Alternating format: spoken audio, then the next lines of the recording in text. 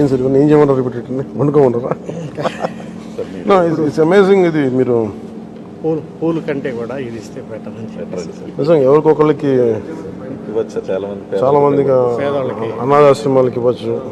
చాలా నా రిక్వెస్ట్ కూడా అందరికీ, చాలామంది విగ్రహాలు, శాల్వాస్ ఇవన్నీ తీసుకొస్తూ ఉన్నారు.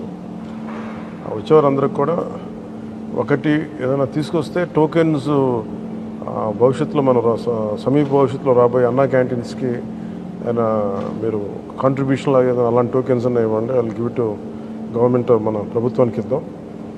అలాగే మీకు ఏదైనా పర్సనల్గా ఇద్దాం అనుకుంటే ఇలాంటి ఏదైనా ఇవ్వగలిగితే అది నేను అనాథాశ్రమాలకు పంపిస్తాను. అలా కాకుండా ఈ విగ్రహాలు, శాలువాలు ఇవన్నీ నిరుపయోగంగా అయిపోతున్నాయి. ఆ విగ్రహాలకు కూడా ఏం చేయాలో తెలియట్లేదు. అందుకని దయచేసి నా విన్నపం, మా ఎంపీస్